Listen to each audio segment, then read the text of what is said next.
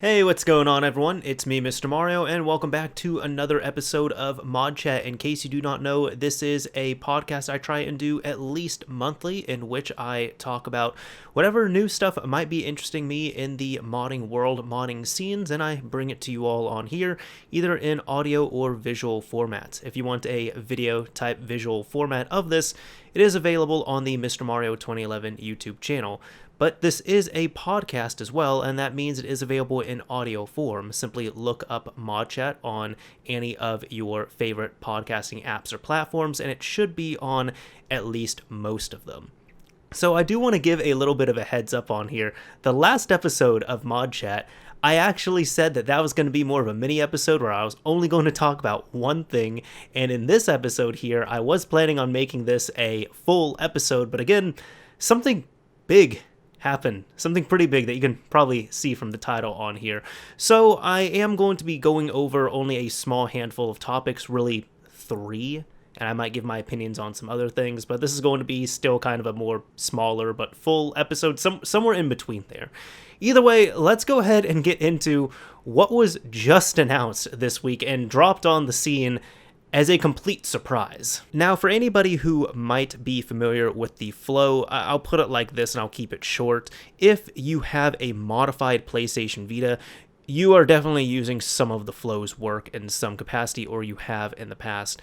But either way, TheFloW ended up releasing on July 6th, 2020, on Twitter here you are, PS4 Kernel Exploit for firmware 7.02 and below.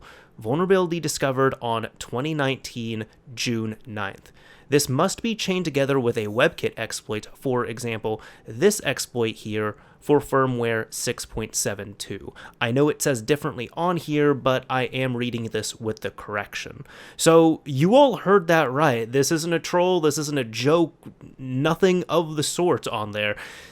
TheFloW ended up releasing a kernel exploit that is now public and working up to firmware's 7.02 on the PlayStation 4. And the funny thing, and maybe one of the best things and what really surprises me on here, is that this is the first time I've seen a public release of a kernel exploit that exceeds the public WebKit exploit. So let's go ahead and talk about it a little bit more. Now, if you're looking on screen, I am showing my PlayStation 4. This is my jailbroken PS4 running firmware 5.05, and currently, even while I'm recording this, that is the latest public exploit and public jailbreak, I guess you can say. So it being the latest public jailbreak is the most accurate way of saying it. I'm going to say a few terms here, and let me go ahead and get those out of the way. Now, a WebKit exploit, that is typically what is found first, and WebKit exploits are really just getting a browser-based exploit through the console's internet browser right here. Now, just as an example, right now, my PlayStation 4 is technically in a completely stock state. Yes, I do have a few applications and games installed here, and these are known as fake package files, where they are not the official package files. They are official package files or disks that have been decrypted and dumped and then repackaged and then reinstalled on the system right here. So if I want to fire up Killzone Shadowfall, for example, there's a padlock on it, and it's going to give me an error here, can't use the content. To use the content, purchase it from PlayStation Store. Now, many people might think this is just something that I don't have the license for, or I don't have the account that corresponds with it, but I'll show you what's going to happen right here. Let's go ahead and launch this. So on a jailbroken PS4, and just like you would do on this exploit as well too, once everything is set up, you'd go over to settings, user guide, and right here I have this set up already on my PS4 and cached on here. So what's going to happen is here I'm going to press the X button to start HEN, and here it's saying patching kernel, please wait. So right here, we are able to, it's really all happening in the background, but the WebKit exploit is used, which is then paired with the kernel exploit, and at that point, we technically have our system in a modified state until we completely power it down. That's the thing with jailbreaking a PS4.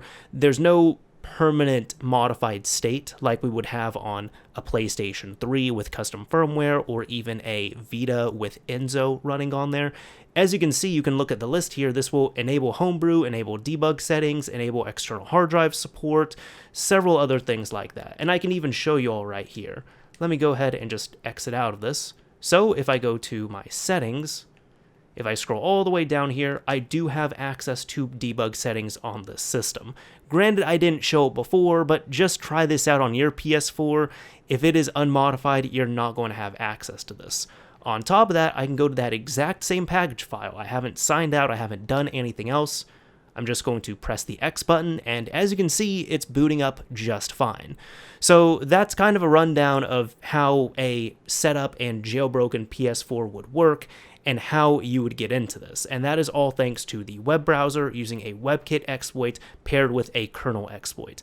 Typically, a WebKit exploit will be released first, as I said, but it's the kernel exploit is what we are waiting for. And we now have that on newer firmwares, because 5.05, this firmware I'm on, is over 2 years old at this point, and it's getting harder and harder to find these systems. So now we have at least something that is, well, a lot newer. Now, I will say this has been a little bit dramatic, to say the least, just because the PS4 scene, a lot of people are just really hungry for something new, or any piece of information, anytime anything goes wrong, it's all doom and gloom. So I'm really going to try and avoid that the best I can. I do have to touch up on it a little bit though. You see, I talked about this in a previous episode of ModChat, in which I had said that TheFloW was looking at a 6.20 jailbreak for the PS4, or 6.2 kernel exploit on here. And we ended up not getting that for a few reasons, one of which being that it was announced from TheFloW himself on here that the method that he was trying to exploit the system wasn't going to work properly. So a lot of people did take this and they just ran with it and said, that's it, we're done, we're never going to get anything higher than 5.05, when that's not what he said. He just said that, in short, as opposed to using a dongle like that you would have used on the original PlayStation 3. On some of the earlier stuff, you would take, I don't know, I'll grab this for example. You would pretty much take a dongle, you'd pop it into the USB drive on your PS3, and then combined with a little bit of magic, you were able to boot up into a modified state with your custom firmware. And I believe TheFloW was having an idea like that for 6.20, but because of something that was already patched on the system, it would not have been possible. But the cool thing is, even though we didn't get the 6.20 WebKit exploit, or kernel exploit, excuse me, we ended up getting something that works up to 7.02. Which is awesome. Now, looking at this on here, this was submitted on HackerOne, and this was actually submitted, funny enough, through the PlayStation Bug Bounty program, which I will talk about later on in this video, or this episode here.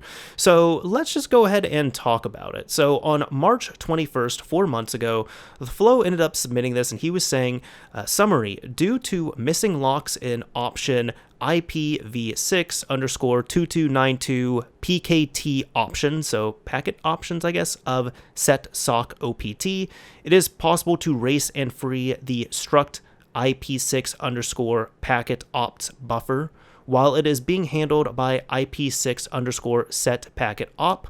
The structure contains pointers IP6PO_packet info that can be hijacked to obtain arbitrary kernel read-write primitives. As a consequence, it is easy to have kernel code execution.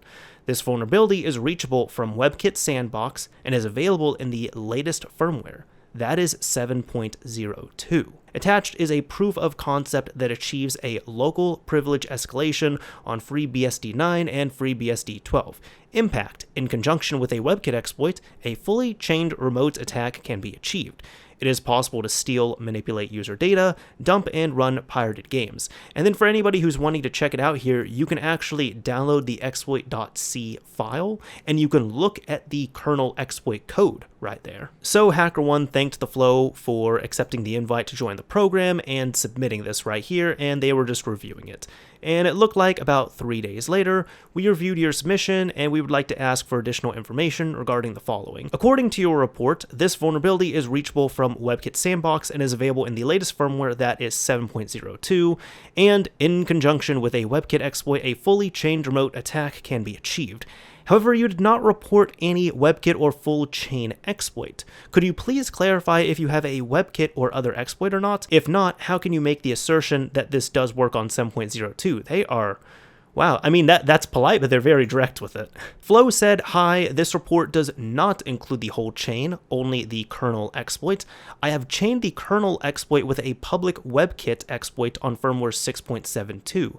Hence, I know that it is reachable from WebKit Sandbox. For 7.02, I don't have a WebKit exploit myself.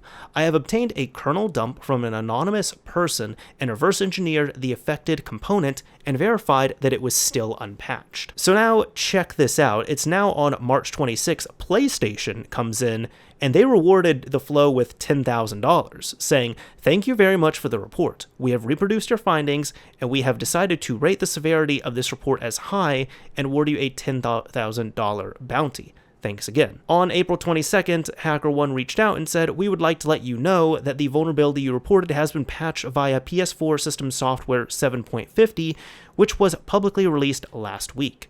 Let us know if you have a way to verify the fix against this version or not.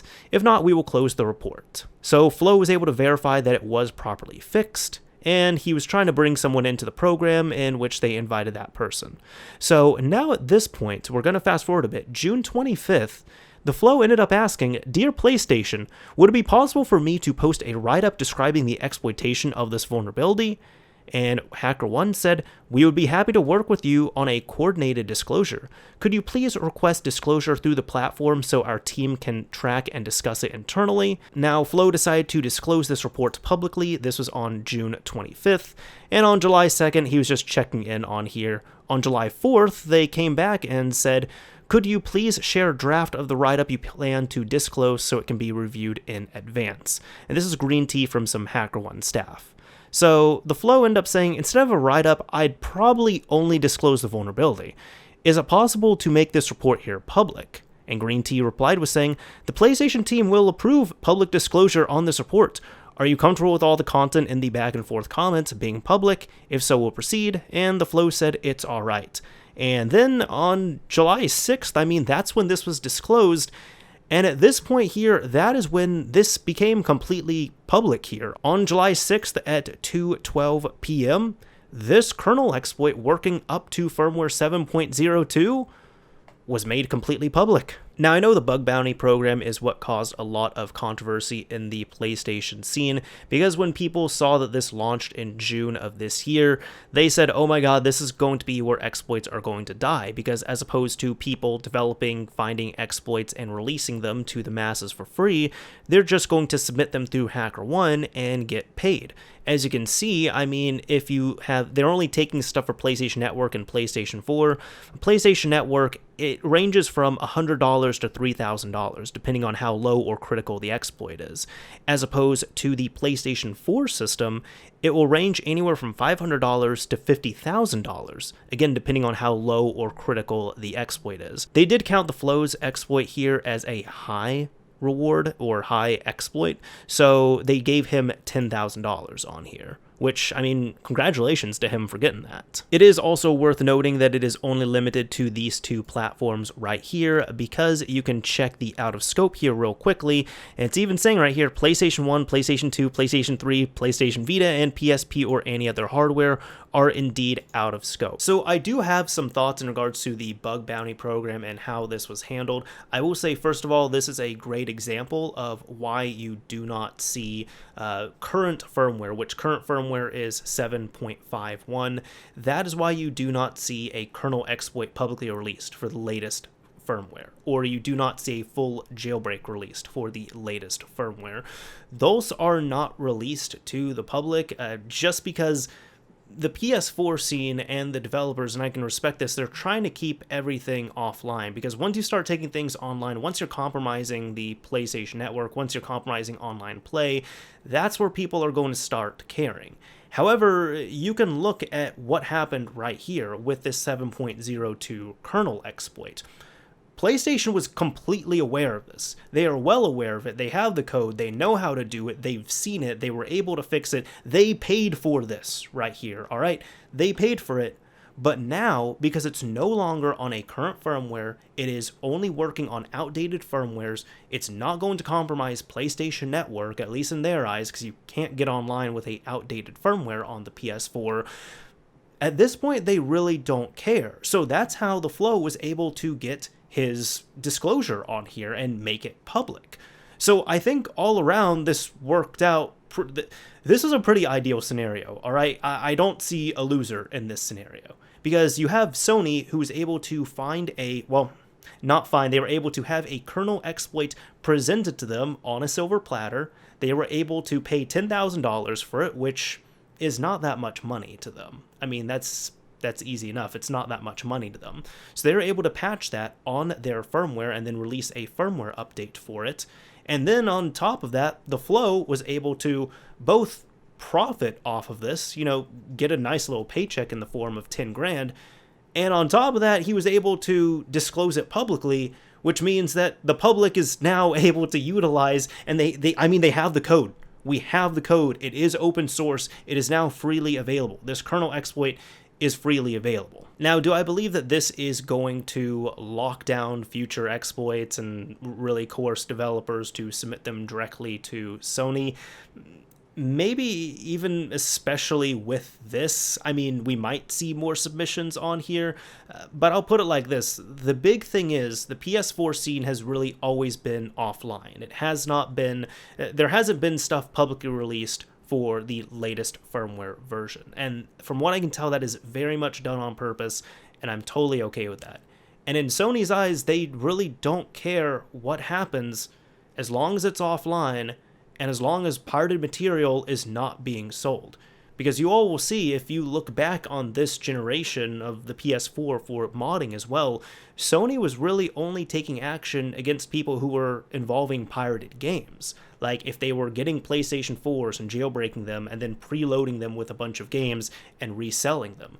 However, anybody who was developing like clean code and releasing stuff open source, like things like this, Sony's been okay with it as long as it's been offline. The other thing I thought of with this as well, which this is just kind of my last thought on the bug bounty program here, is I feel like, look, there are people who do bug bounties as their full-time gig. That's just what they do all day, every day, and they make good money off of it. At least I hope they do, but I've heard very great success stories from it.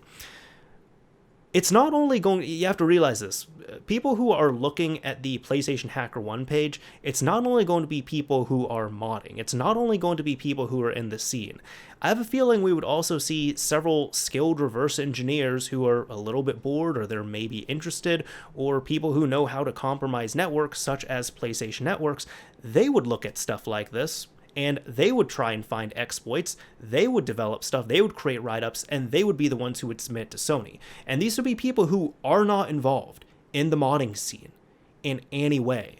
So I personally have a feeling that we would see a lot more of that, just people who aren't even affiliated with the scene, they might not even know it really exists to an extent. It's just people who want to take their skill set from other bug bounties that they have found and they have made money off of, and apply them here. So that's kind of my thought on it as well too. I just have a feeling that a lot of the submissions that would be submitted on the HackerOne PlayStation page would be more from people who aren't even directly in the modding scene. Now, I did want to touch up on the WebKit exploit as well. This is called Bad Hoist from Fire 30, and this was initially committed 6 months ago. And it just says here, in short, exploit implementation of CVE 2018-4386 obtains add rof/fake object and arbitrary read-write primitives, supports PS4 consoles on 6.xx, may also work on older firmware versions, but I'm not sure, bug was fixed in firmware 7.00. So thankfully, TheFloW had a method of testing this fully in private using this public WebKit exploit. And this is what leads me to this here. Now, see, we're in a really odd predicament that I've never seen in the PS4 scene.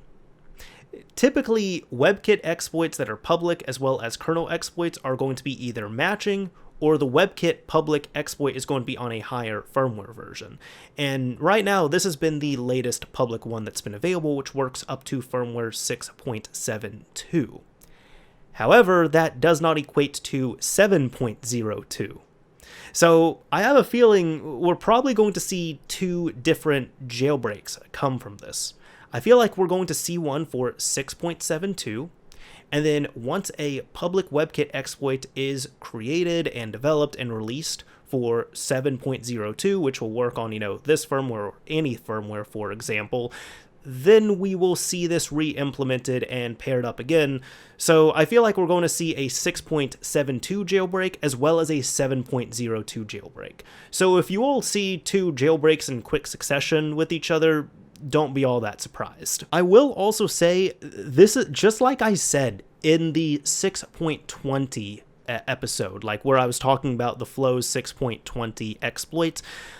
I said it then, and I'm definitely saying it now. If you have interest in modifying your PlayStation 4, you want a jailbroken system, you either need to go out and buy a low firmware system now, or if you have a console on an outdated firmware, you need to take that thing offline and just keep it out of date.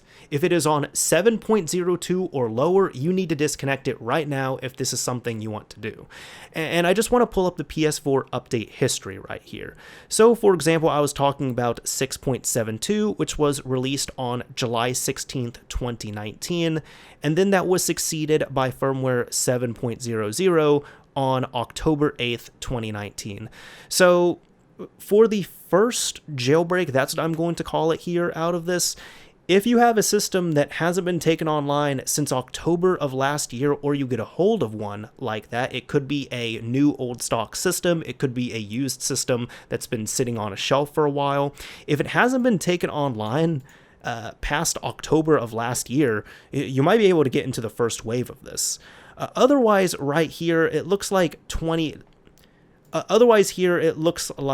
December 19th, 2019. That's when 7.02 came out. But let me double check this real quick. I just had to reference back to this here, but on the HackerOne page, it is saying that this has been patched via System Update 7.50, which was publicly released last week.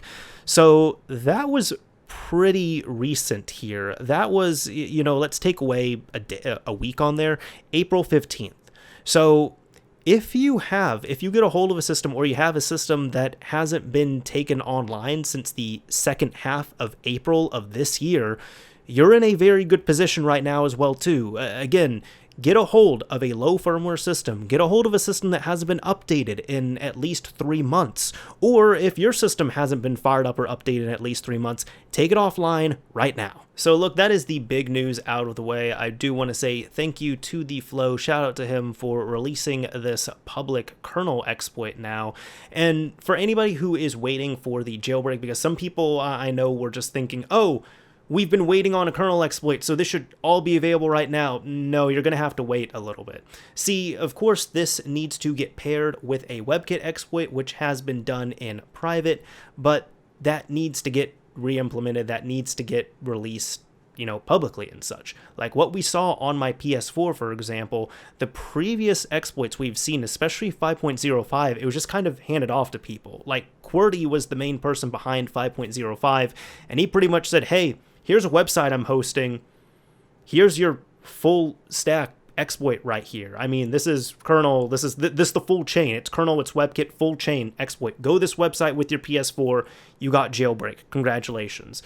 We're not getting that this time around. It's very much going to be a more manual process on here, which I am okay with. I mean, the important part is now done publicly, so now people who are smarter than me are going to, at this point, get this, pair it up with a WebKit exploit, develop a, full chain solution, so to speak, on here, and then get it up and running. However, we also have to keep in mind that a lot of development is being done on 5.05 right now. Thankfully, we do know that Project Mira has been updated to support 6.72, but a whole lot of other stuff needs to get updated as well. However, the Mira framework, this is going to be great just getting right out of the gate with it with 6.72. So if there's a big premiere with that, that'd be fantastic. But in short, keep your PS4 offline if it's on an outdated firmware. Get a hold of a low firmware PS4 if you're interested in this and you have a up-to-date PS4 or you do not have a PS4 at all, and just wait patiently. We have all the pieces at this point publicly. They just need to be put together. Now we're going to backtrack a few weeks here because I'm not done talking about TheFloW. There's also another thing that he ended up announcing, this is, kind of more related to the drama, but we did get something cool out of it. So I'm going to read his thread right here on June 25th where he said, PS4 scene, you're starting such a drama over nothing. I was actually planning to disclose something in a few weeks, months, which I will still do, and thankfully he did. I just talked about it. And after that, I'd like to announce my retirement, even if I was never part of that toxic and entitled scene. The only scene I am a part of is the Vita scene, and I am really proud seeing a lot of people getting into programming and even security thanks to this little toy. And while I'm here, I'd like to announce a new WebKit exploit chain for the PS Vita called HENlo, which allows you to conveniently jailbreak your device. I'm looking for some funny doggo memes logo submissions. And by the way, this is still up for grabs here. I did let him know to let me know if you need any Lily material. Just look at that face. Look at that face. So this is something I wanted to just briefly talk about because, again, TheFloW has really been rocking the Vita for years. We did get Henkaku on 3.60, and we had one or two other exploits prior to that, but Henkaku was the first thing that allowed you to easily fire up your Vita, go to a website, download an application, modify your system, really get it into a homebrew enabler type state like we have on the jailbroken PS4 right next to me here and the one that I showed you all, and then at that point you can run native Vita homebrew. And about a year later we ended up getting Enzo, which you could pair with it and you could have that run permanently on boot. Now, since then, we've had a few others for firmware 3.65, 3.67, 3.68. We got HENlo from TheFloW. For firmware 3.70, we got Trinity.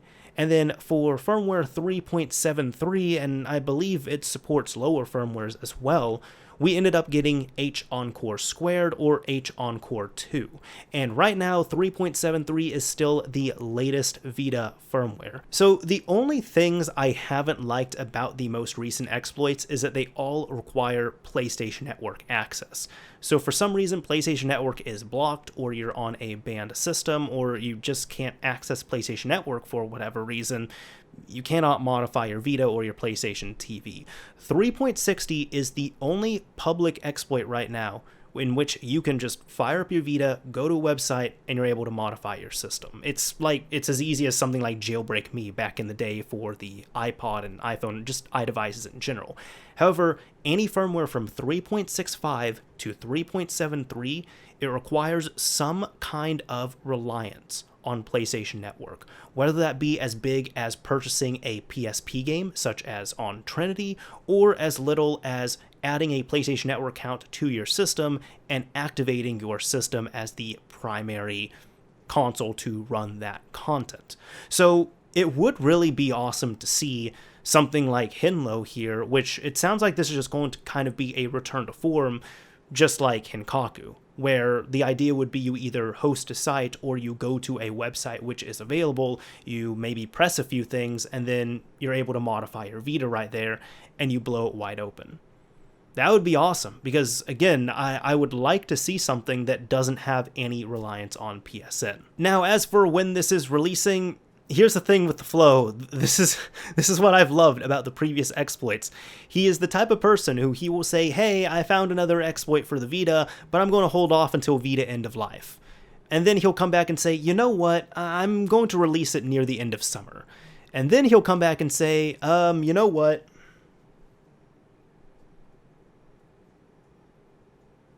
I released it now. You can go ahead and just modify your Vita. Have fun. So his timetable, he's always bringing it up on here. He hasn't done any ETA in regards to HENlo, and I don't think there's as much of a pressing matter on it because HEncore Squared still works on the latest firmware for the Vita. Plus, the latest firmware on the Vita has been the latest firmware for months and months at this point, so Sony's really not interested in patching it. But either way, that's something to look forward to. Let's look forward to doggo memes, funny doggo memes, and web browser hacks, and HENlo. This will be cool. This will be really cool. I can't wait to revisit the Vita. Now, for our very last topic, we're going to be looking at this monstrosity of an Xbox here. And for anybody who's unfamiliar, what I try and do on ModChat is at the end, I try and throw in something that I just find funny or cool or weird or a combination of all of them. Now, a few episodes, I did a episode that was almost completely dedicated to this original Xbox right here. And this was just something strange that came up on eBay, and then the listing was taken down. You see, this is an original Xbox. This is just a retail system, it seems like, but this is an original Xbox and Projector all in one device. And it was labeled as a prototype.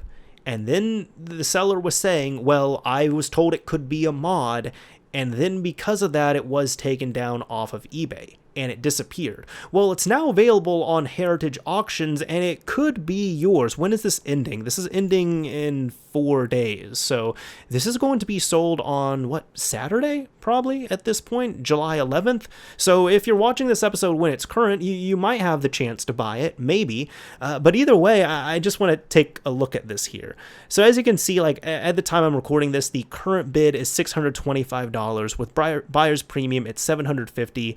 And these are really nice photos. Like, let's look at this right here. Let's, okay, I'm just gonna have to manually click these. But this is the front of the system. Like, look at that. Look at that monstrosity. And one thing I had said on this before, is it's really cool seeing this again, but one thing I had said on this before is I said, I personally believe, without knowing the history of this, to me, it looks like this could have been something that a Projector company was working on, and they were trying to approach Microsoft with to see if they could do some kind of collaboration and maybe market and release a all-in-one Xbox Projector. I think this is one of the prototypes that they probably would have built and shown, because this doesn't just look like a mod that someone did in their garage or their basement. I mean, yeah, like there's paint that's chipping all over the place and such, but look at the silk screening right there. Look at how everything has been custom molded to this. Look at the silk screening on the top where it, like on the front here, where it has the DVD drive, it has the DLP logo right there. I don't think this is a Microsoft prototype, but I think this is a Projector company prototype. And why did this fall through? Maybe it was too much. Maybe they couldn't figure certain things out. I was thinking maybe the realistic idea would have been, what if they were trying to release this in 2004, 2005, and Microsoft said, you know what, no, just, we're not interested in doing that. We're releasing the 360 in 2005. Thank you. It could have been that. But this is the front of the console. This is another good shot of the front of the console right here. And again, this looks like it was specifically designed for this. I mean, it had to be, but just look at how clean that is. Wow. Here's the top of the console. So this is where you have all of the Projector lights, indicators, and all of the controls right there. And then finally, the bottom. Now, it does not have the, that's not the warranty seal. It doesn't have the seal that contains all the sensitive console information, like the serial number and all that. This sticker has obviously been punctured, and they end up keeping the do not open right here. But this is just from what I see, this is just a retail system that has had this mod done to it. It's a mod and it's a prototype all in one. Now, the other thing I want to talk about on here is some people might be asking who are excited about this are just like, oh, cool, what else do we know about it? Sadly, the auction info on eBay, when this was originally put up, it had much more of a description. This one is a smaller description, and so small that I'll read out the entire thing. Xbox Projector Console, Xbox, Microsoft, and DLP technology, copyright 2006-2009 USA. In the style of the first generation Xbox, branded by DLP technology on the front to the left of the disk drive. Branded by Microsoft to the bottom right of the disk drive, DLP branded under the projection lens, has 4 controller ports. It has been tested and found to be working. Now, all this other stuff is stuff we knew, but this very last sentence right here, it has been tested and found to be working. That is extremely important, because if anybody had seen that episode prior and even read the listing on there, the seller said that there was nothing else like this he had seen. This is really just kind of a once-in-a-lifetime thing, but he could not confirm it was working. He said, I am selling this thing as is. I'm going to ship it out the best I can, but I cannot confirm it is working. I cannot test that it is working. I will not test if it is working. But between this console being taken down from eBay and being put up on Heritage auctions, it's now been confirmed that this console works. Unfortunately, we do not have any more details. We do not have any video or photos of this in action, but Heritage Auctions is extremely reputable in regards to this. Heritage Auctions is the company that handled the auctioning and sale of the Nintendo PlayStation prototype. So I would definitely trust this right here, but it's just, it's kind of like seeing an old friend again. This is awesome. Oh yeah, also no big deal if you're wanting to get a one-of-a-kind or maybe one-of-two-kind Sega Pluto console prototype, they're also going to be selling that as well too. So it looks like that's going to be ending on Thursday. You might want to get on that pretty quick. Anyways, that is about it for this episode of ModChat. Thank you all very much for listening and watching. And if you enjoyed this episode, a like would absolutely be appreciated in the YouTube upload of this. Now, one thing I like to do at the end of these episodes is I like to pick a keyword. And if you use this keyword in the YouTube comment section of the upload here, I will know that you made it to the end of this episode. So whether you are listening or watching, if you use this word, I will know you made it to the end.